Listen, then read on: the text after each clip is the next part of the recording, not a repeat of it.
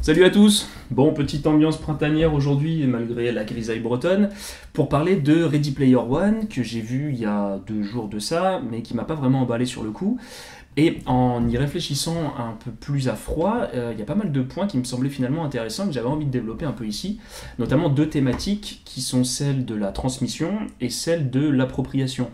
Et de l'appropriation des œuvres des autres notamment, puisque ce film a beau parler beaucoup enfin, avoir pour sujet le jeu vidéo, il parle à mon avis beaucoup aussi de cinéma, et il parle beaucoup du rapport de Spielberg au cinéma, puisque l'Oasis, à mon avis, ce monde dans lequel on peut créer tout ce qu'on veut, être ce qu'on veut, c'est une allégorie pour parler de cinéma, et le personnage de Wade, cet adolescent qui connaît par cœur les œuvres de ses héros, c'est à mon avis l'avatar de Steven Spielberg, ce qui me paraît être confirmé par le fait que on assiste bien sur le fait que Wade Watts et les deux initiales identiques de son prénom et de son nom, comme Bruce Banner, comme Peter Parker, mais aussi comme un certain Steven Spielberg. Donc à mon avis, c'est volontaire. À travers le personnage de Wade, Spielberg rend donc hommage à tous ses maîtres, à tout ce qu'il a appris de ses maîtres en fait, à tout ce qui lui a été transmis par l'intermédiaire des œuvres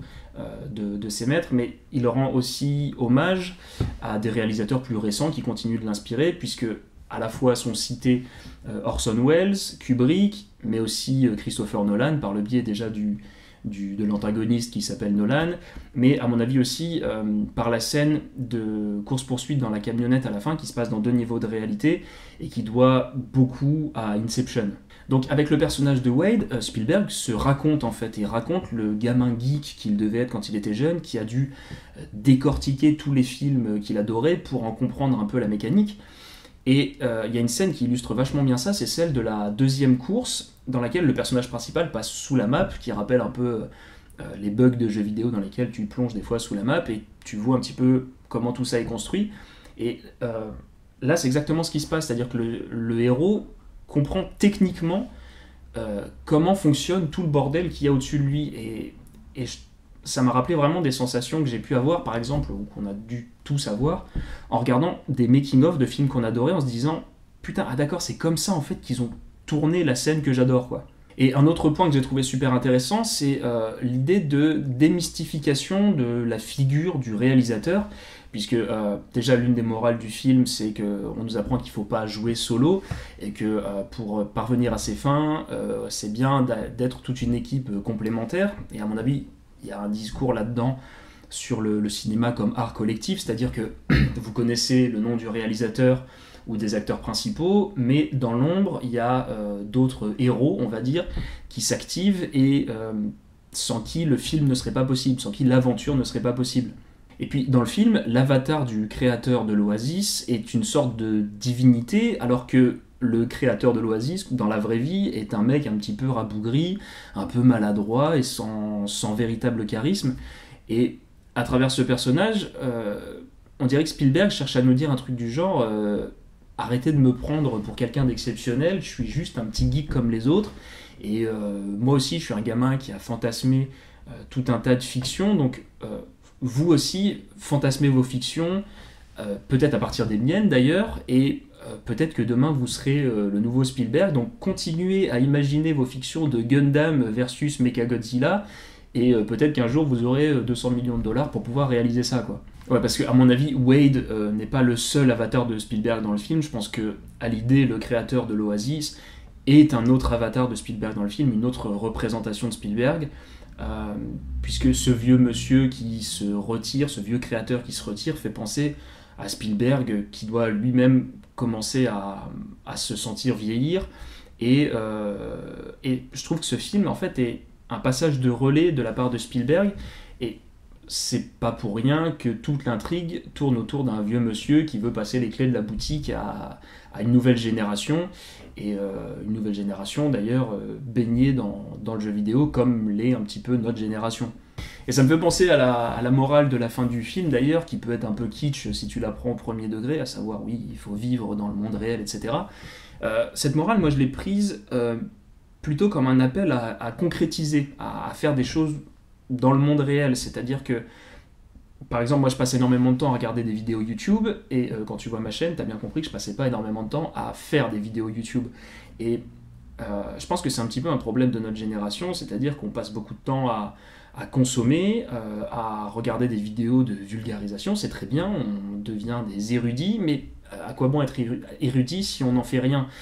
Il y a un moment, il faut arrêter de consommer, et voilà, faut créer, quoi, tout simplement. Et ça nous amène à la deuxième thématique que j'avais envie de développer, qui est celle de l'appropriation, enfin plus précisément de l'appropriation d'une œuvre par le public ou par de nouveaux créateurs, puisque ce que semble nous dire le film, c'est que toute œuvre est faite pour être appropriée par d'autres, pour que le public la fasse sienne.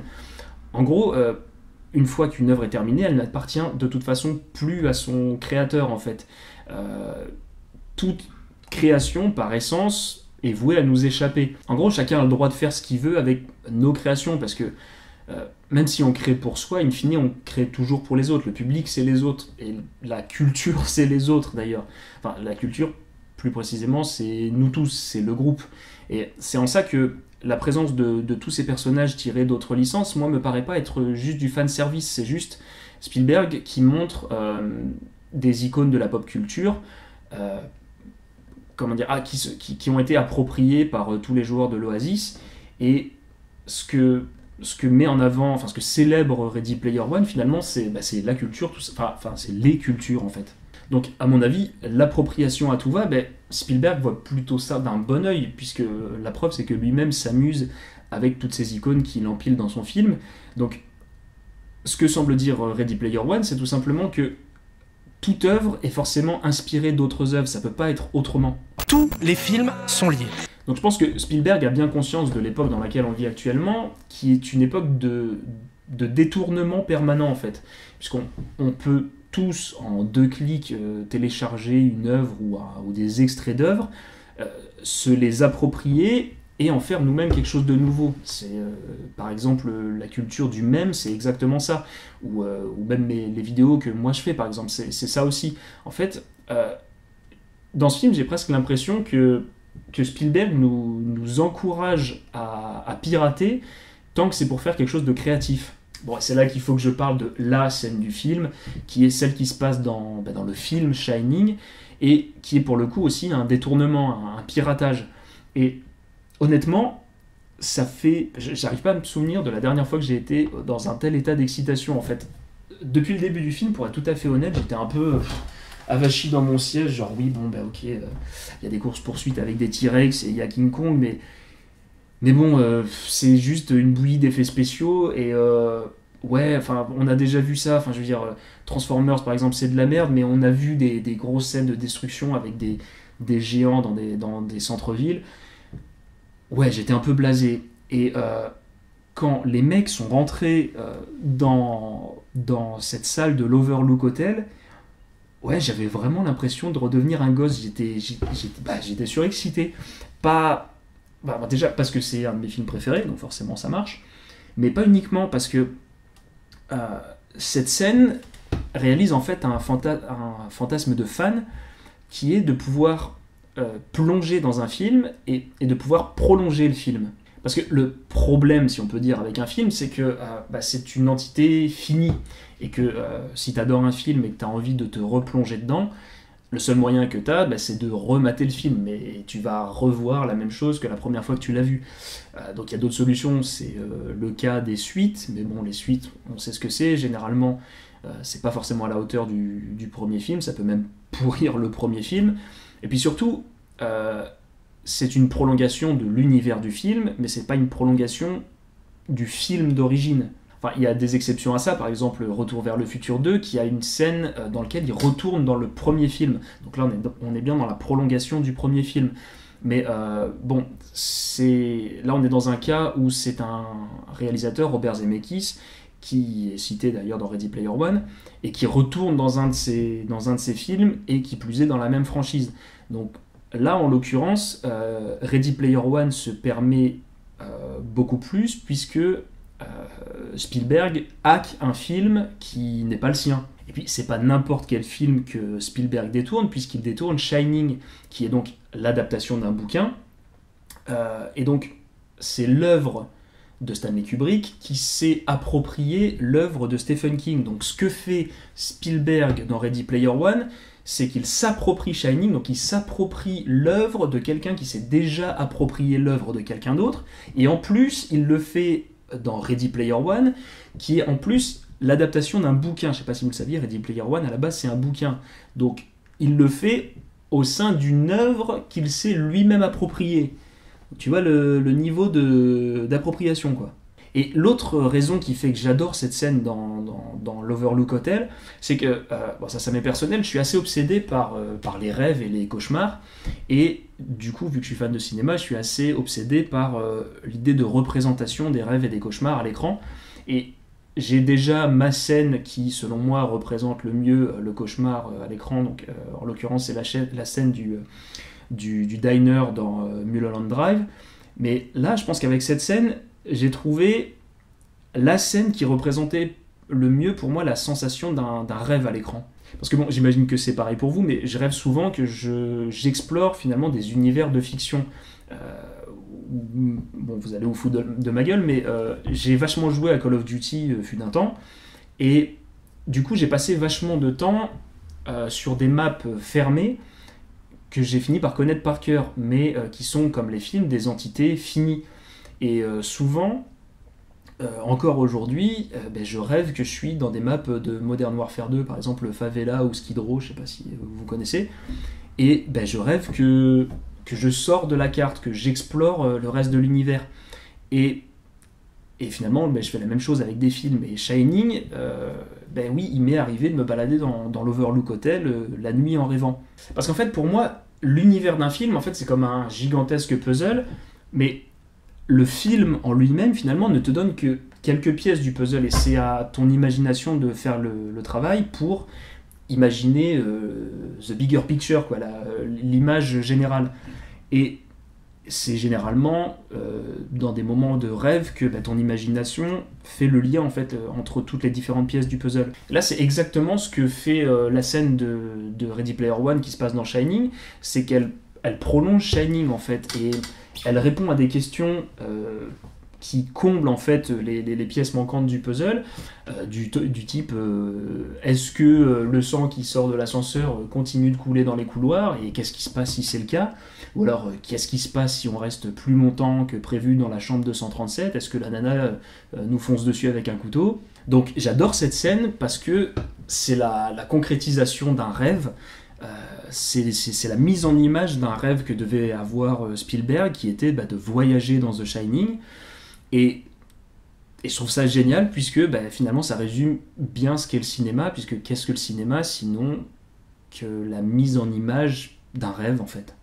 Bon, là je vous ai parlé que des points positifs, mais comme je vous l'ai dit plus tôt dans la vidéo, j'ai pas non plus été emballé par le film, et bon, il y a pas mal de défauts qui ont déjà été décortiqués sur internet, mais il y en a moi qui me sautent aux yeux. Par exemple, déjà, d'où tu as une grosse corporation qui peut se permettre de réduire des gens en esclavage juste parce qu'ils leur doivent de l'argent. Et il y a ça déjà dans un premier temps. Et autre truc, pourquoi, à partir du moment où on t'a montré plus tôt dans le film que tu pouvais jouer dans l'Oasis sans avoir une combinaison qui te fait ressentir les chocs, pourquoi dans la dernière scène, le héros et le méchant mettent des combinaisons qui les rendent vulnérables dans la vraie vie, mettent des combinaisons qui font qu'ils peuvent ressentir les coups. C'est débile, c'est une erreur d'écriture complètement grossière, et bref, ça me paraît pas être du niveau de Spielberg. Mais je trouve que le plus gros défaut du film, en fait, c'est sa direction artistique. Je trouve que...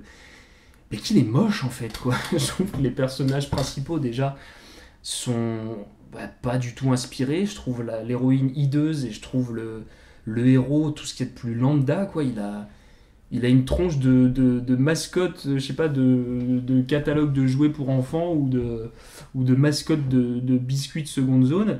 Et mais même tout le reste, je trouve qu'il y a un problème au niveau du visage. Par exemple, je sais plus comment il s'appelle, iRock, le méchant, là, il a un design trop stylé, mais sa gueule est moche.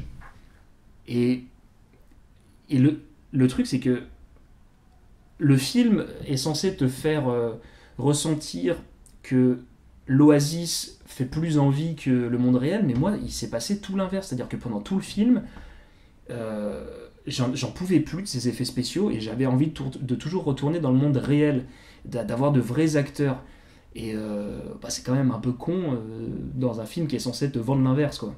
Bref, je pense que j'ai dit un peu tout ce que j'avais à dire sur le film, mais je vais en profiter pour déjà vous remercier, puisque ça me fait assez bizarre, j'ai une vidéo qui approche les 10 000 vues, et c'est la vidéo sur Star Wars, donc bon, c'est là que tu as quand même un peu d'amertume quand tu sais que c'est une vidéo sur laquelle j'ai dû passer à peu près 3 heures, et qu'une semaine après j'ai sorti une vidéo sur Broken Flowers, qui est forcément moins connue, mais sur laquelle j'ai passé, je sais pas, plus de 30 heures, et qu'il y en a une qui va faire 10 000 vues, et l'autre qui n'atteint même pas les 500 vues, mais je vais quand même pas me plaindre, puisqu'il y a de nouveaux gens qui débarquent sur la chaîne, donc bienvenue aux nouveaux, et je vais en profiter aussi pour donner quelques nouvelles, puisque certains d'entre vous ont vu que vous pouviez voter pour la prochaine vidéo que je vais réaliser. Et donc figurez-vous qu'elle est écrite, c'est donc l'épisode des clichés ça fait chier sur les clichés qui ne font chier que moi. Le problème c'est qu'en ce moment j'ai vachement de taf, donc je peux pas tourner, je pourrais pas la tourner au moins avant dimanche. Et encore je suis même pas sûr. Donc elle arrive, je ne sais pas quand. Donc voilà, on se revoit bientôt. Salut.